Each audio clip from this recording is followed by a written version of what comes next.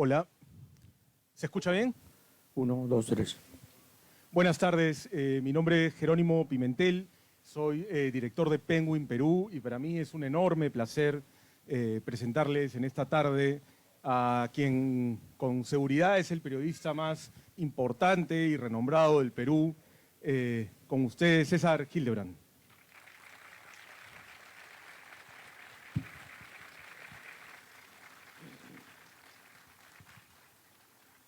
En esta ocasión nos reúne un episodio feliz, un episodio editorial muy feliz, que es la publicación de sus memorias conversadas con Rebeca Diz Rey, tituladas Confesiones de un Inquisidor.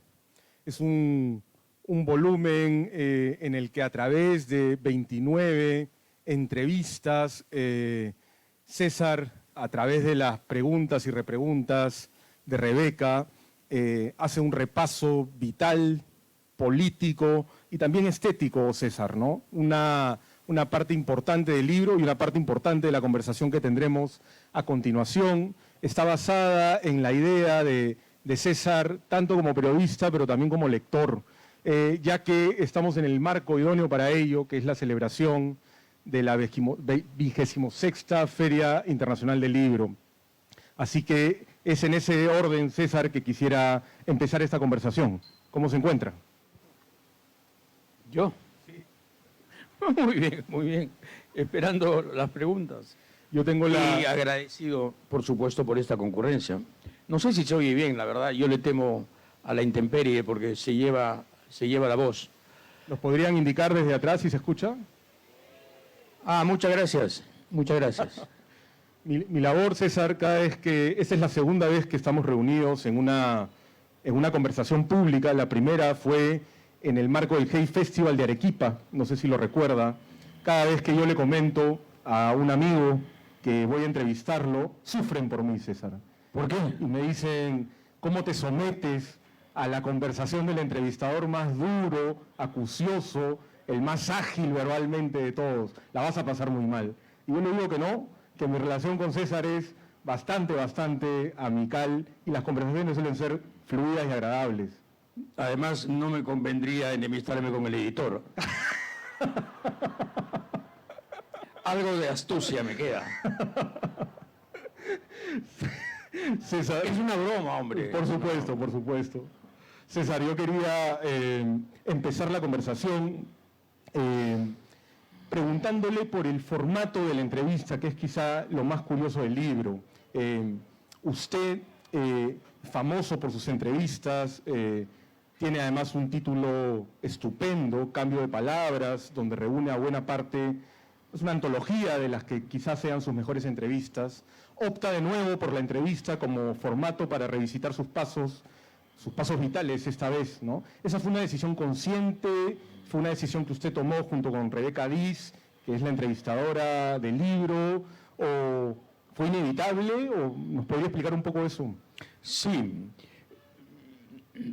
Hubiera sido imposible que escribiera de modo... No sé si se oye bien, tengo un problema con esto. ¿Se oye? Ya. Ok. Hubiera sido imposible que yo escribiera voluntariamente esto. Yo tenía que ser, de algún modo, saqueado, acosado, instigado a contar cosas que me costaba contar. Y claro, Rebeca Diz no solamente es una muy buena periodista, no solamente es la editora de la revista, sino que ocurre que es mi esposa. O sea, el nepotismo absoluto. Y entonces me conoce mucho, conoce mis trucos y mis evasiones y mis maneras de driblear, ¿no? Mis dotes futboleras para la conversación. Y entonces en muchos casos me persiguió, me marcó y me atrapó. Así que se daba todo el ritual necesario como para que yo admitiera cosas y contara cosas que antes no había revelado. Y una de las cosas que es interesante y que es el reflejo de esa dinámica, César, es que usted no sé si es elegante empezar por ahí, pero tendré la temeridad. Cuenta muchas cosas personales, ¿no? Sí. Usted, Sí. que es Al final soy una persona. No, no una marca, ni un nombre, ni un temor. Soy una persona y creo que lo que revelo ahí es costoso de decir, pero era necesario. Me refería sobre todo a su relación como padre, su relación como hijo, su relación como hermano, que son temas que tal vez usted públicamente no ha abordado ni ha tenido por qué abordarlo ciertamente, pero que acá en este espacio de intimidad se lo permite. Así es, así es. Creo que había, digamos, espacios que llenar, puntos suspensivos que completar, oraciones que debían ser culminadas. Y claro, no es que haya dicho todo. Hay una parte que pertenece a la más estricta y absoluta privacidad, que es incontable siempre, ¿no? Y eso ha quedado ahí, en algún desván de la memoria. He contado lo que probablemente era necesario liberar para exorcizarme un poco. A veces recordar es sanarse. Recordar es, digamos, jalar la cadena. ¿Y ha tenido, como dice usted, lo estoy citando, esa función de plomería el libro? ¿Le ha permitido dejar algunas cosas que parecían inconclusas y que no lo eran? Sí, en algún sentido, ¿no? En algún sentido, pero digamos, lo que pasa es que yo he sufrido una suerte de evolución. Yo alguna vez, leyendo a González Prada, dije, qué hombre admirable, ¿no? Extraordinario. Cómo este individuo pudo convertir su desazón en casi un programa político, convertir la ira que le producía el Perú en una suerte de reprimenda nacional eterna. Con los años, con el tiempo, después de muchas lecturas sobre historia del Perú, historia del mundo, yo ahora me parezco mucho más a Cioran que a González Prada.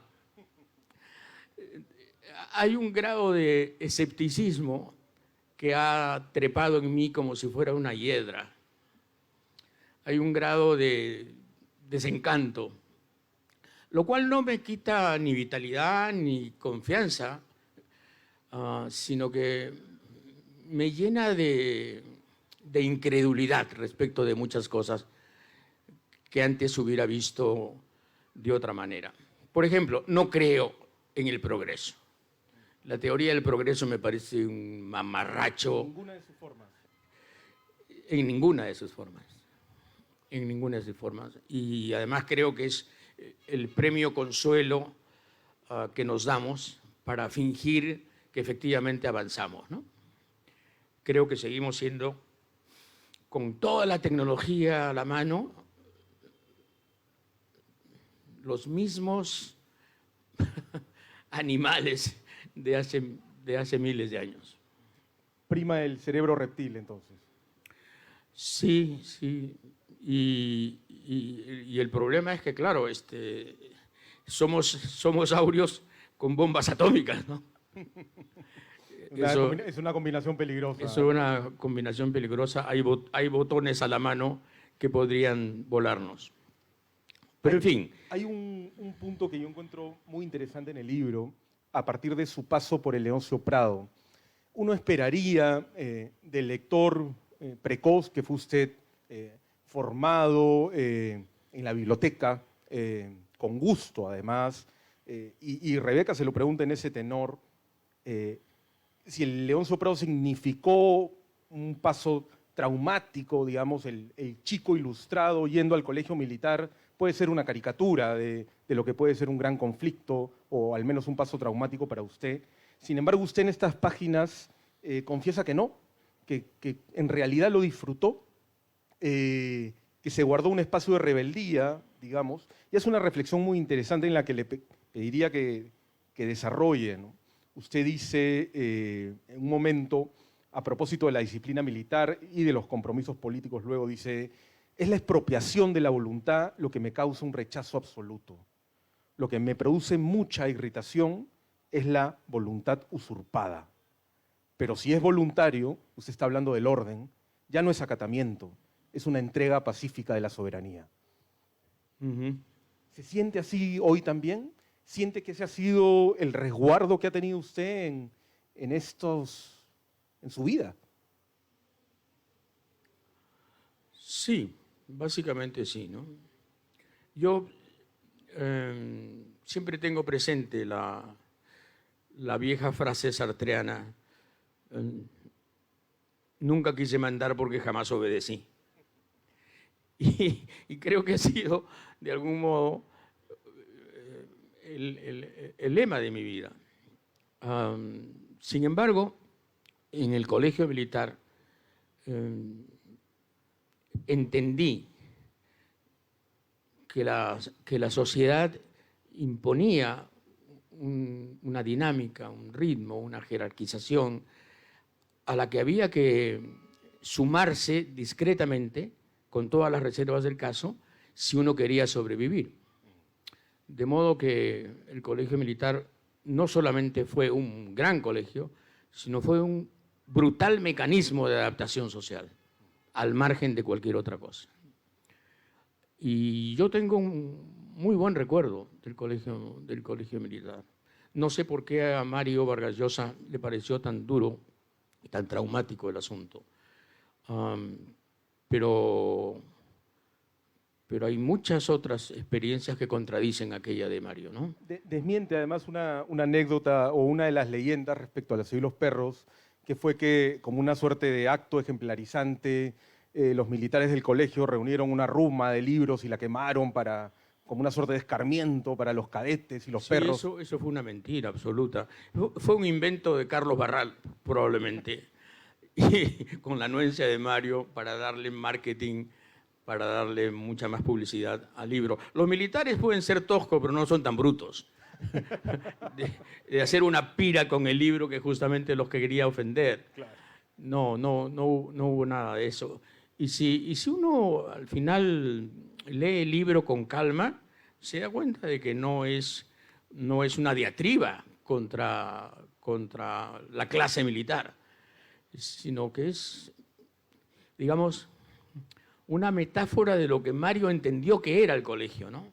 Era la mezcolanza absoluta, todas las clases, todas las razas, sometidas a un clima artificialmente jerárquico que, desde luego, podía emanar maldades infinitas y ternuras grandes, ¿no? Esta frase, César, de Sartre que ha mencionado, nunca quise mandar porque nunca obedecí, mal parafraseada por mí en este momento, fue también la que lo inmunizó para el ejercicio de la política activa o para el ejercicio de la política con carnet. ¿Esa fue su inmunidad? Sí, creo que tuve otras vacunas. Ahora está muy de moda la jerga médica, epidémica, César. Tuve otras vacunas al respecto, pero siempre pensé que los políticos que aspiran a cargos importantes, al mando, tienen que estar locos o ser perfectos idiotas, porque ¿qué sujeto relativamente consciente de sus limitaciones y de sus poquedades puede decirle a otros, yo sé más que ustedes, déjenme gobernar, déjenme gobernarlos, yo puedo ser el jefe? O sea, ¿qué jefe se propone como tal ante la multitud. En todo caso, los liderazgos son naturales, espontáneos, surgen como la maleza, pero no se proponen. Y me parecía siempre tan ridículo ese asunto de yo quiero ser porque puedo hacerlo, que me curé, ¿no? Me curé. Además, claro, tantos años entrevistando a políticos, tantos años merodeando sus debilidades, sus memorias, sus contradicciones. Hombre, como que uno dice, la verdad es que no quiero parecerme a este, ¿no? A ellos no. A ellos no. Y César, esa es la sensación, porque era justo la pregunta que le quería hacer, esa es la sensación que le gana cada vez que se ha acercado, usted dice presidentes, pueden ser dictadores, en todo caso gente que acumula unas cantidades desconcertantes, inhumanas de poder. Cuando usted le ha tocado acercarse a ellos, y en estas páginas se retratan muchos de esos encuentros, siempre le ha ganado esa misma sensación de escepticismo, de acá hay algo acá que no es humano, que no está bien, y esa sensación es la que de alguna manera ha marcado el filo de su rol como periodista. Bueno, lo que pasa es que la relación entre el periodismo y la política es una relación educadamente hostil, si no sería peligrosísimo. Pero tengo que decir que, en cambio de palabras, yo entrevisto a gente que más allá de sus ideologías vale la pena. Sí, claro, claro. Vale la pena, gente que tenía un peso muy determinado en la política, en el pensamiento, digamos, en lo que pueden ser los idearios políticos del Perú.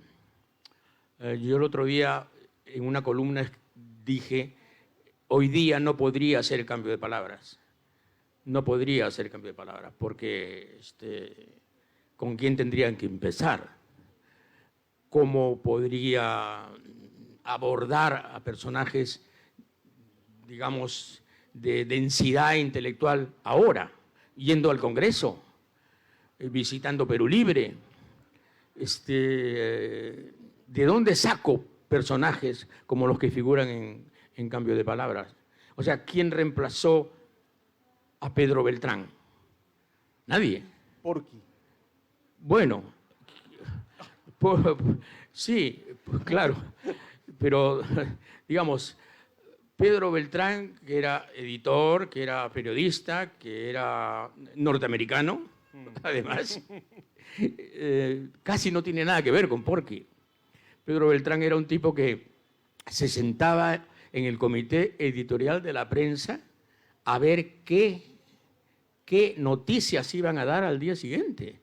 Yo creo que Porqui no se sentaría ni siquiera a ver el guión de un comercial de papas fritas.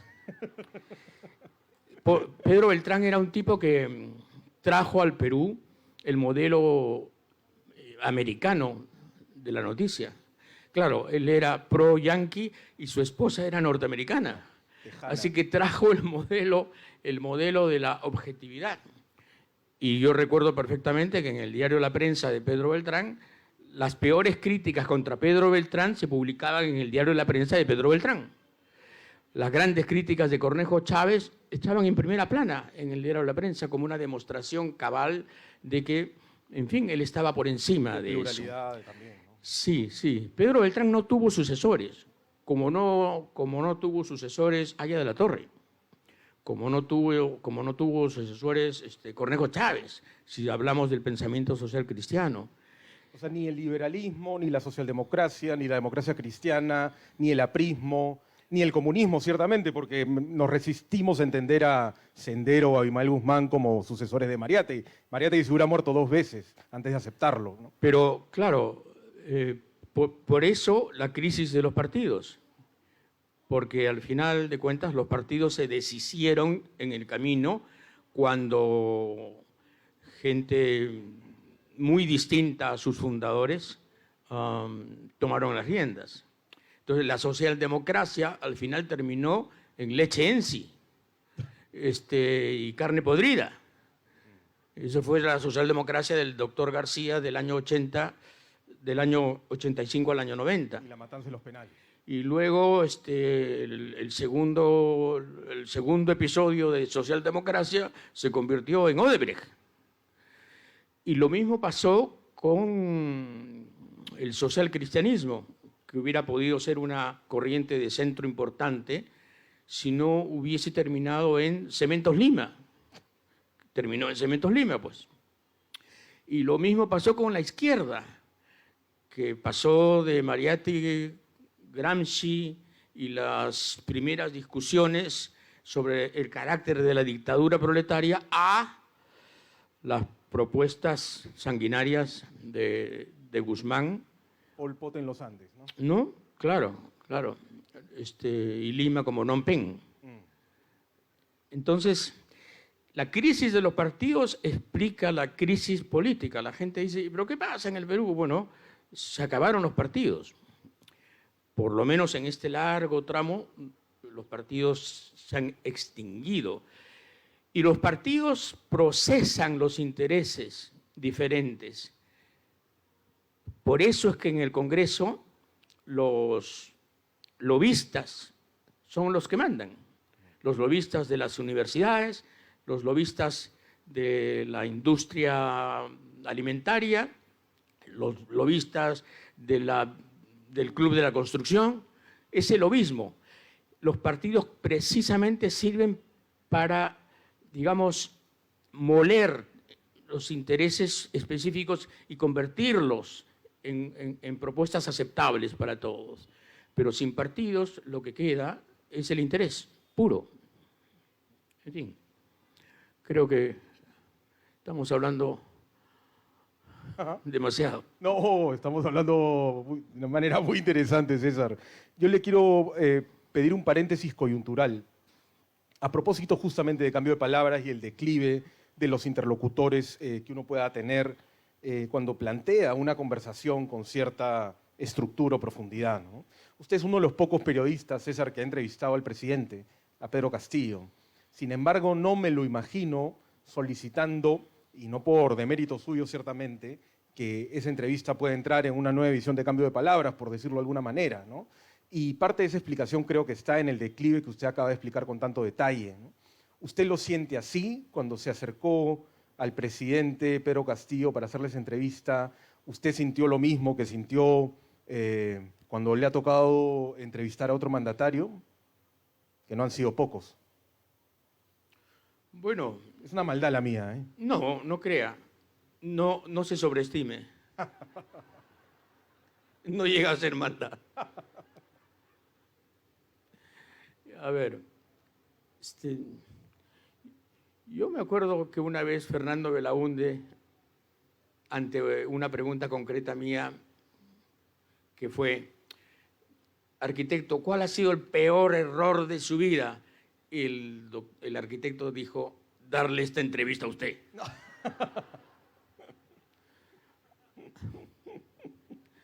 Belaúnde tenía un aspecto suave, tierno, educadísimo, pero tenía un carácter muy fuerte y era muy susceptible. Y después de esa entrevista nunca más me dirigió la palabra, nunca más contestó una llamada mía, y estamos hablando de 1980, nada menos. Ahora, yo fui donde Castillo esperanzado en encontrar un personaje popular, no muy educado, pero lleno de buenas intenciones, lleno de, digamos, metas, una especie de Mesías rural, un Benito Juárez a la peruana, un Castilla, que también era, digamos, semi-analfabeto. Me encontré con una persona, en fin, elusiva, difícil, complicada, impredecible, muy por debajo del nivel de desafíos que tiene que enfrentar. Muy por debajo de los desafíos que tiene que enfrentar, quise decir. Pero en fin. Pero una semana después, a los pocos días, no fue una semana, a los pocos días, lo veo zarandeado por un periodista de la CNN. Por un periodista de la CNN que trapeó el piso con él. Y entonces dije, Dios mío, qué indignidad. Y ese fue el titular de mi semanario, indignidad. Entonces, a partir de ahí, digamos, mi lectura de Castillo fue completamente diferente. Y luego empezaron a aparecer, en fin, todos los indicios, los Zarrateas y los Sobrinos y los Villaverdes. Los ministros fugados. Y claro, uno dice, madre mía, ¿qué pasó? ¿Qué pasó? Bueno, si no hay partidos, si los huérfanos de José Carlos Mariátegui, si las viudas de José Carlos Mariátegui paren esto, ¿qué esperan, no? ¿Qué esperan? Al final de cuentas, digamos, la corriente marxista del Perú pasa por Vladimir Cerrón, en Huancayo. Y Vladimir Cerrón produce al señor Castillo. Entonces, ¿tiene la izquierda que ver en esto? Claro que tiene. Claro que tiene. Y mucho. Pero es algo que todavía está pendiente de resolverse, ¿no? Espero un mea culpa de mucha gente en relación a Castillo. Porque es cierto, a Castillo lo eleva en la segunda vuelta el profundo antifujimorismo que existe. Pero es cierto también que Castillo se presenta con un programa de izquierdas. Y ese programa de izquierdas ahora se ha convertido en un atestado policial.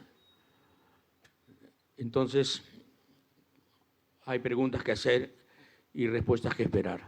¿Y usted, César, qué piensa del antifujimorismo como corriente, como pulsión, como intención? Hay muchos analistas, muchos sociólogos que solo explican, digamos, la democracia última. Estoy pensando en la transición de Paniagua en nuestros días, con el antifujimorismo como el gran partido político peruano. Es una metáfora clara, ¿no? ¿Usted siente que con Castillo el antifujimorismo llega a su fin o no? ¿O usted siente que es una pulsión que nos está trayendo más problemas que satisfacciones? No lo sé. No capto bien la pregunta, ¿Qué Jerónimo. piensa usted del antifujimorismo ahora?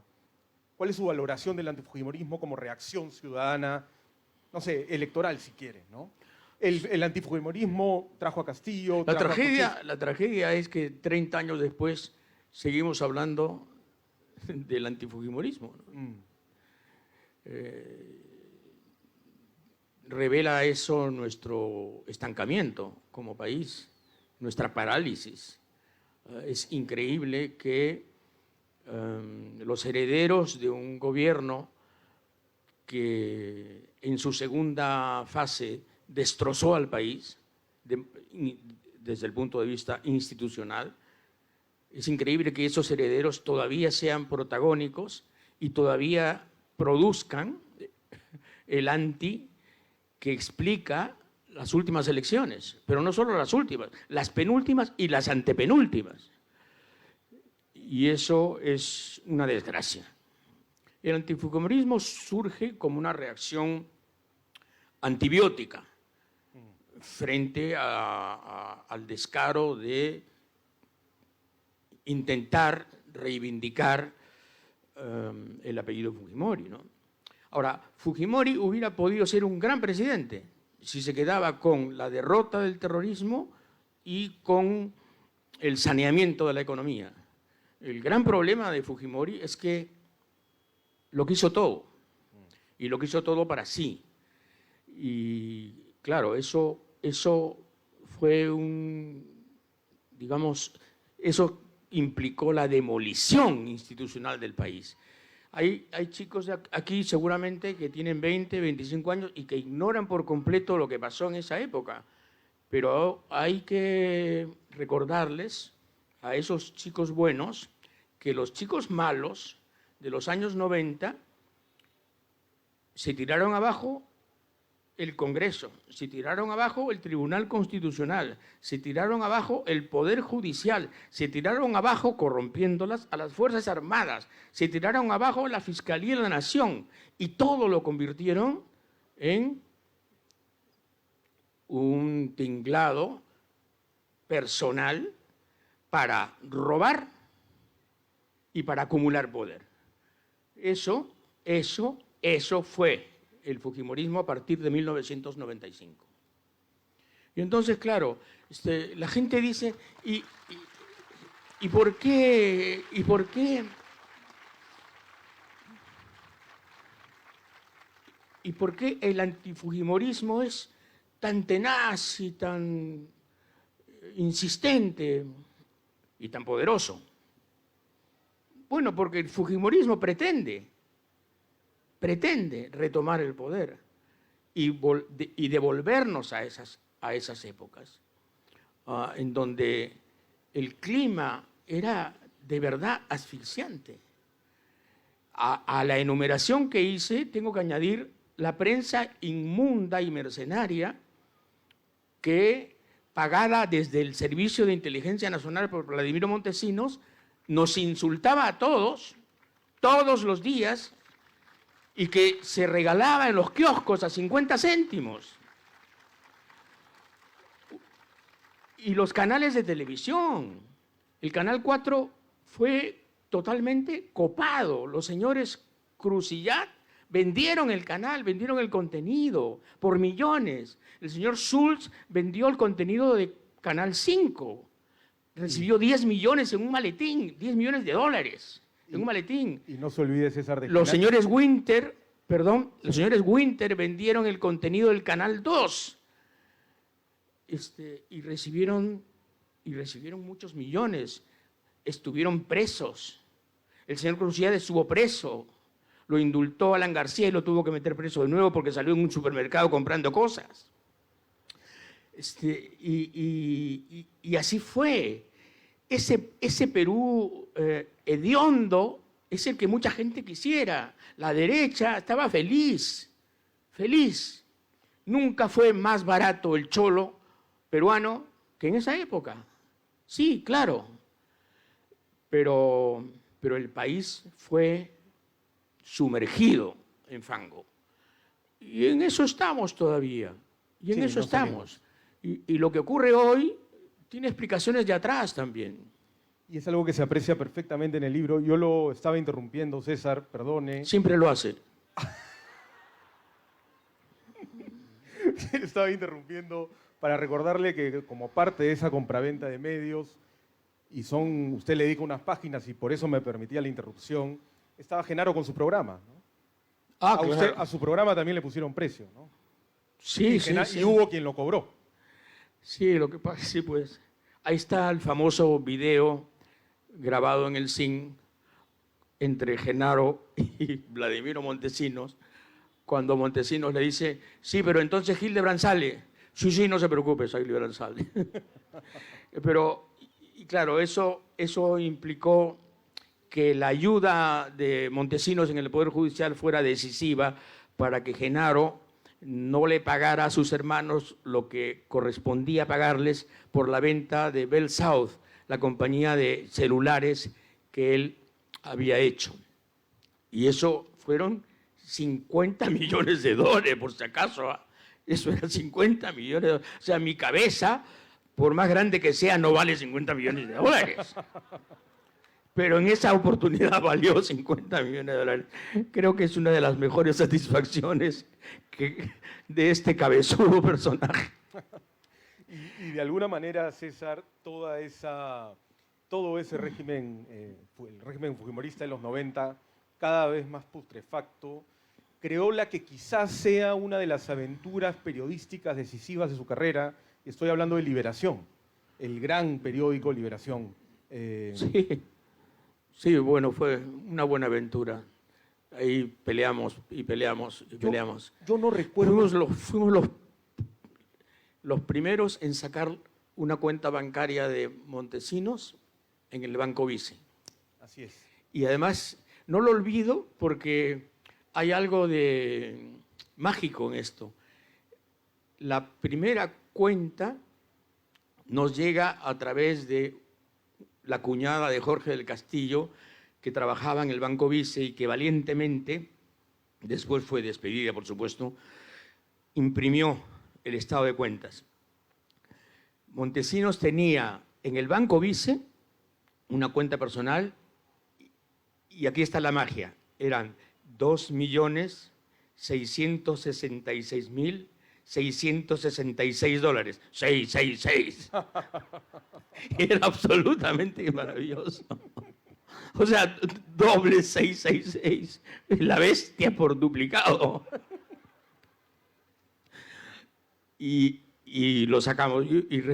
El Perú era eso. Sacamos la nota, cuenta bancaria de Montesinos. ¿Cómo se le explica? Y al día siguiente Alberto Fujimori sale, es que él hace consultorías externas y gana mucho dinero. Ah, bueno, imagínense. Pero ¿cómo? ¿No era que trabajaba 24 horas diarias por la seguridad nacional? Que no tenía ni siquiera tiempo para ir a su casa a respirar. Consultorías externas y en una sola cuenta tiene 2.666.000 ejemplares. Bueno, entonces la cosa llega al fiscal de la Nación, Miguel Aljovín, un señor que había sido muy respetable. Y al señor Miguel Aljovín mira la cosa y con una trémula frase liquida todo. No, esto no es digno de investigarse. Listo, se acabó. Archivado. Cerrado. Increíble. César, Sí. Le pagaron con un viaje a Estados Unidos y una bolsa de $150.000. Después se supo. Eso era el Perú.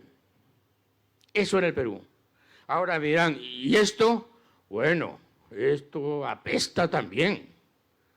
El gran problema es, todos estos fueron votados. Todos somos responsables. Porque los liderazgos no surgen de la atmósfera ni de la nada, surgen de urnas y de actas y de gente que va a votar y de gente que exige poco. Entonces, creo que el más revolucionario de los eslóganes en el Perú debería ser fin a la resignación, que termine la resignación. Totalmente de acuerdo con eso, César. Yo tenía una curiosidad luego de releer el libro y estaba relacionada al miedo. En el libro usted cuenta algunas anécdotas, algunas hazañas periodísticas que son realmente dignas de ser contadas, no tendremos tiempo de hacerlo ahora, pero permítame resumirlas brevemente. Una infiltración en Cuba con documentos diplomáticos falsos, balaceras en El Salvador, alguna entrevista clandestina a Arafat, la cobertura de la Guerra de las Malvinas. En Perú también, el Plan Bermuda, su cabeza estuvo buscada por el régimen fujimorista en un plan que denunció el diario La República, si es que no me falla la memoria. Y en todos los casos, César, que he mencionado, Rebeca le pregunta si no sintió miedo. Y usted responde que no sentía temor. Y en algún caso dice, y estoy citando, me jacto de ello porque probablemente sea un rasgo poco patológico no sentir miedo. ¿Usted se reafirma en eso, César? Sí. Yo creo que son los milagros de la adrenalina, ¿no? Al final es eso, son con la balacera en la balacera en El Salvador fue tan imponente que no había tiempo a sentir miedo. Era un asunto de guarecerse. Yo fui a recoger un cassette de video y me sorprende ahí el ataque del ejército salvadoreño contra el rectorado, donde había una conferencia de prensa clandestina de la guerrilla. Farabundo Martí. Era un ataque de verdad, un ataque con ametralladoras, con fusiles. Entonces, claro, yo no creo que eso sea una hazaña, ni mucho menos. Era un deber hacerlo y hubiera sido ridículo correr, ¿no? Pero de todas las anécdotas que usted ha descrito someramente, lo que más recuerdo es lo de Arafat. Recuerdo como si fuera nítidamente ayer estar en un hotel en Beirut, la capital del Líbano, y ser citado por alguien en otro hotel, y entonces, metido en un coche con el camarógrafo, nos llevan a un lugar y a otro lugar y a otro lugar. Había empezado a las 7 de la noche esta aventura y terminó a las 4:30 de la madrugada. ¿Por qué? Porque estaban precisamente eludiendo la posible persecución de agentes, digamos, israelíes, ¿no? La Mossad, claro. Claro. Y ahí recién me entero de que Arafat dormía todas las noches en un sitio diferente.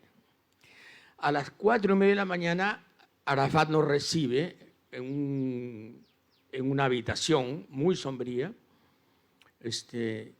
y bueno, nos da un beso árabe, casi bucal.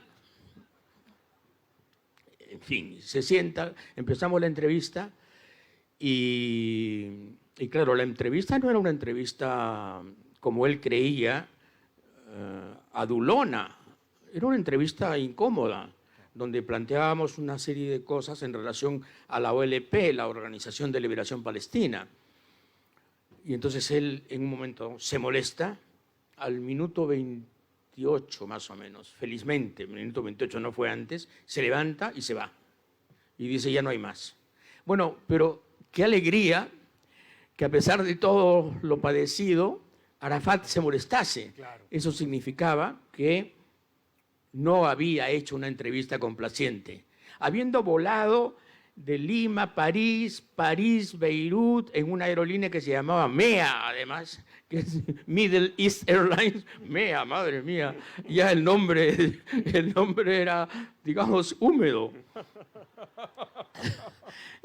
Haber estado 3 días sin hacer nada y luego al cuarto día la entrevista. Pero además llego a Lima, edito la entrevista para un programa que se llamaba Testimonio, que lo ofrecía Canal 4 todos los domingos, y Nicanor González, el dueño del canal, junto con Mauricio Arbulú, me dice, esa entrevista no puede salir. Y le digo, ¿por qué? No puede salir, tengo mucha presión. ¿Mucha presión de quién? De la colonia judía. Pero ¿yo qué tengo que ver? Yo he ido, entrevistado a Arafat, es una primicia. ¿Sabes cuánta gente quiere entrevistar a Arafat? Me importa un comino, pero no sale. Y si sale, rescindimos el contrato. Bueno, la historia está clara, ahí están los archivos. La entrevista salió y me votaron al día siguiente. Pero salió. Pero salió.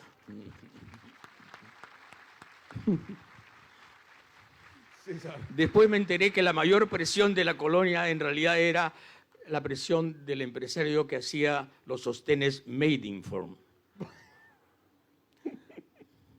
Bueno, no tenía suspensores, parece.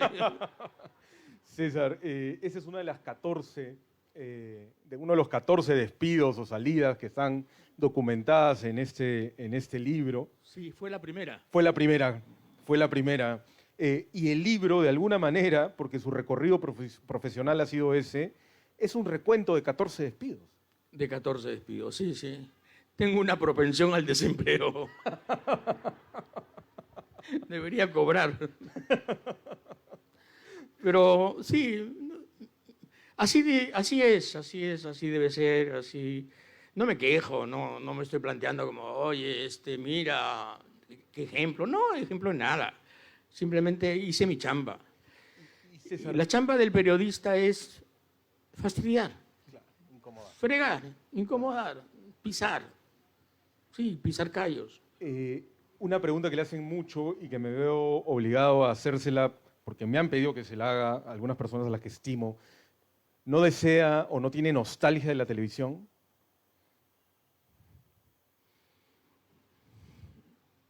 Me gustaría de vez en cuando salir en televisión, pero no tengo síndrome de abstinencia por no estar en la tele.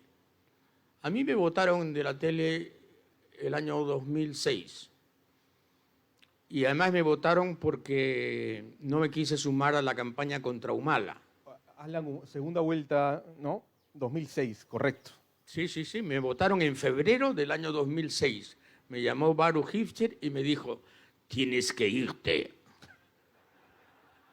El segundo problema con alguien de la respetable colonia, ¿no? Judía. Tienes que irte. Bueno, claro que sí. Claro que sí. Lo que pasa es que hubo una campaña feroz contra Humala, a quien juzgaban el emisario de Chávez. Digamos, la encarnación de Chávez, la reencarnación de Chávez, el Chávez peruano. Y frente a él estaba Alan García, que tenía que ganar. Yo lo único que hice es, no voy a sumarme a la campaña, voy a contar las cosas como las veo. Tampoco hice campaña por Humala, ojo. Simplemente no me sumé a la campaña en contra de Humala, que era una campaña feroz.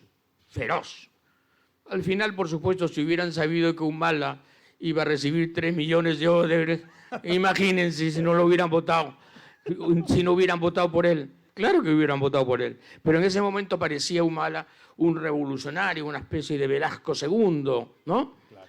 Y no me sumé, entonces me echaron.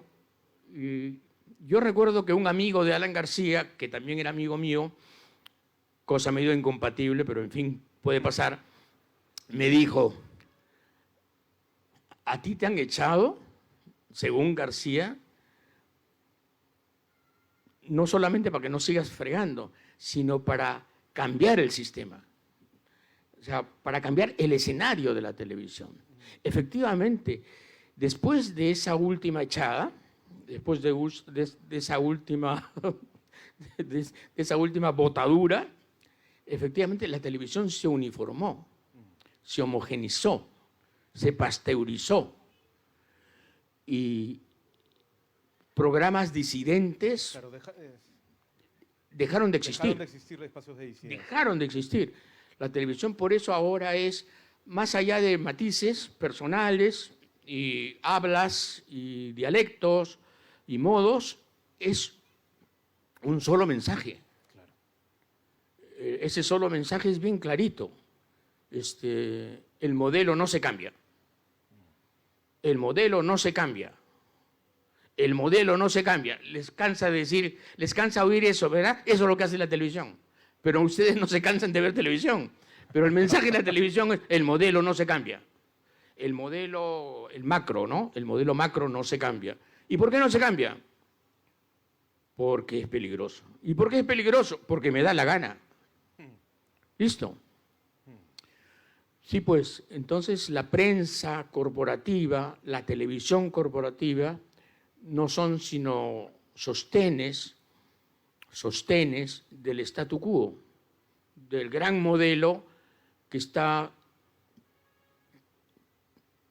digamos, como el decálogo mosaico, ¿no? Claro. Inscrito en piedra, inamovible y sacro. Y sacro. Totalmente sacro. Entonces, ¿te sumas a eso? No. Yo tengo un semanario Pero, disidente y... A eso iba, César. Usted ha encontrado en el medio tradicional, el más noble que yo conozco, yo soy un hombre de libros como usted, que es el semanario, y también en un espacio digital, por sus podcasts, los espacios de disidencia naturales en estos tiempos, ¿no? Sí, pues. Es que un día Rebeca me dijo, he encontrado la fórmula para que nunca te despidan. ¡Caray! No me digas. Haz tu semanario, no te puedes votar a ti mismo.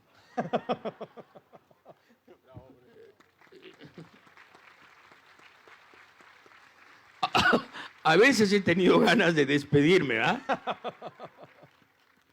Con carta notarial y todo. Pero, en fin, espero llegar a eso. No nos queda mucho tiempo, César, pero quiero hacerle una pregunta. Una pregunta que también está referida un poco a coyuntura.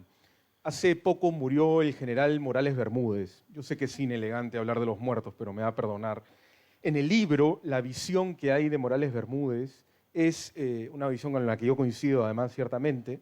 Es una visión bastante dura. Es una visión bastante dura, a pesar de que durante décadas hemos soportado una narrativa de blanqueo respecto al militar que devolvió la democracia como si aquello fuese un mérito, ¿no? Sin embargo, releyendo el libro para esta conversación, encontré que usted era especialmente crítico con él. ¿Querría comentar algo al respecto? Bueno, yo escuché esta mañana a Remigio Morales Bermúdez hablando de su padre con todo el derecho del mundo y haciendo casi una apología, ¿no?, de su conducta pública y política. Vamos a ver, Morales Bermúdez fue ministro de Economía de Belaúnde, de Fernando Belaúnde. Tras el pronunciamiento militar de octubre del 68, poco después se convierte en ministro de Economía de Velasco, el hombre que había depuesto a Belaúnde. Y después se convierte en primer ministro de Velasco. Velasco lo asciende a primer ministro. Y Velasco, además, en un momento dado, según Remigio Morales Bermúdez, le dice, tú vas a ser mi sucesor. Bueno, es un decir de Remigio, pero en fin, confiemos que eso sea cierto. El asunto es que el 29 de agosto del 75, de 1975, Morales Bermúdez destituye a Velasco. Pero claro, todo se hubiera justificado si Morales Bermúdez destituye a Velasco y restituye de inmediato la democracia. Convoca de inmediato a elecciones generales, o por lo menos en los próximos meses, o para el próximo año. Pero no, se queda 5 años. Se queda 5 años y en los 5 años no devuelve los expropiados a sus dueños.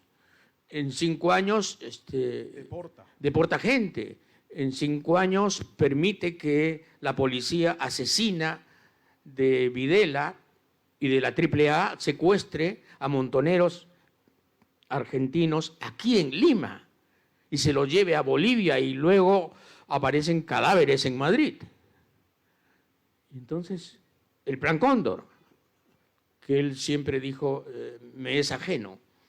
Entonces, claro, ¿quién es Morales Bermúdez? No hizo absolutamente nada propio. ¿Quién puede recordar algo importante que hizo Morales Bermúdez? No continuó las reformas ni las desmanteló del todo. En realidad, la grisura fue su signo, ¿no? La medianía fue su signo. Ahora, toda figura pública es discutible, pero para mí está claro quién fue Morales Bermúdez, ¿no? Y César, una última pregunta ahora sí. ¿Y está claro para usted quién fue Alan García? En el libro, usted, en Confesiones de un Inquisidor, usted revisita su figura y lo hace primero desde un entusiasmo inicial como posible figura que podría haber reencarnado las ideas de la socialdemocracia en la primera mitad de los 80, y luego, cuando surge como figura, quiero decir, ¿no?, antes de su presidencia, y luego es lo que sabemos. Usted, y voy a hacer una infidencia, usted alguna vez me ha comentado personalmente que usted no se sintió nunca muy a gusto entrevistándolo tampoco, que tal vez no fue usted lo duro que pudo ser, a pesar de que fue durísimo, o que la entrevista le dejó algún sabor agridulce. ¿Cuál es la sensación que tiene usted ahora de la figura de Alan García? Bueno, Alan García fue el político más importante de mi generación. No hay que olvidar eso. Alan García surge como un coloso de la oratoria en 1978. Lo recuerdo perfectamente en un famoso mitin de la Plaza San Martín, donde Aya de la Torre habla al final, pero antes habla García. Y este personaje que venía de Europa, más o menos académico, estudioso al parecer, da una sensación extraordinaria de promesa ideológica, personal, y de vigor intelectual, y de capacidad oratoria, en fin, nos quedamos impresionados con García. Todo esto se confirma después cuando desplaza a Carlos Enrique Melgar en la candidatura para la Secretaría General en los años 80. Cuando pierde Villanueva del Campo, ya es notorio, cuando pierde las elecciones del año 80, ya es notorio que Alan García es el sucesor. Y Alan García era el más notable personaje de la política peruana en 1983. Yo tuve mucho contacto con él y no olvidaré el día que es elegido. A los 2, 3 días tuvimos una conversación personal y privada y yo le dije: no te envidio porque tienes un reto gigante, que es justamente intentar la socialdemocracia en un país que no había conocido de socialdemocracia. En fin, después pasó todo lo que fue pasando y lo que fue pasando. Y después, en fin, llegó la hiperinflación, llegó la crisis, llegó el espanto. Hay gente que no recuerda aquí por su juventud, que no puede recordar, evidentemente, porque no lo sufrió, y hay gente que, habiéndolo pasado, quizás lo haya olvidado. Pero en 1988-89, este país tuvo 3.700% de inflación anual. O sea, nuestra inflación empezó a ser estudiada en el mundo como una de las inflaciones más grandes de la historia, incluyendo la inflación de la República de Weimar en Alemania o la inflación de Hungría de los años 20. Y así terminó el régimen primero. Después nos enteramos de muchas otras cosas, desde luego, ¿no? Desde luego, nos enteramos de muchas otras cosas. El segundo alanismo fue lo inverso, ¿no? Fue la versión conservadora y derechona de García. Pero la frustración mayor es como un joven como García, impregnado de ideales, absolutamente convencido de que la reforma era prioritaria, ¿cómo pudo ese hombre admirable llegar a ser... Bueno, qué difícil es hablar aquí con esas voces. ¿Cómo pudo llegar ese hombre a ser alguien tan preocupado? Lo diré de esta manera, tan preocupado por lo material, tan preocupado por el dinero. Él vio a Aya de la Torre envejecer en la pobreza. Y entiendo, lo sé, que alguna vez le dijo a alguien: yo no voy a morir así. Haya de la Torre, a quien yo entrevisté junto con César Lévano, me recibió en una casa vieja en Vitarte, en una casa descuidada en Vitarte, y realmente Haya de la Torre era una suerte de santo pagano. Jamás se interesó por lo material, por las cosas. Tenía como orgullo un libro autografiado de César Vallejo. Tenía una edición de Trilce con la firma de César Vallejo y la dedicatoria a Víctor Raúl, mi gran hermano César Vallejo. Ese era su orgullo. Su orgullo era tener un piano viejo y maravilloso, una caja de laca comprada en Nara, en Japón. Esas eran sus cosas. Era un personaje absolutamente admirable. Pero García no quiso repetirlo. García creo que repitió a otra gente del APRA. Ahí se rompe algo, César, ¿no? Porque más allá de la valoración que uno pueda tener de Velasco, Belaúnde o Haya, no robaron. Ahí se rompe la larga historia del APRA, la larga, ensangrentada, poderosa, hipnotizante historia del APRA. El Partido Popular, que desde el año 24 se convierte en una opción internacional, en un referente mundial de las posibilidades de reformar América Latina. Y de pronto viene un señor y dice: esto es mío, esto es mío, esto es mío, esto es mío, cuánto es, cómo es, cuánto hay, y se acabó. Y se acabó. O sea, destruir un sueño y reemplazarlo por una cuenta bancaria. ¿Puede haber crimen mayor?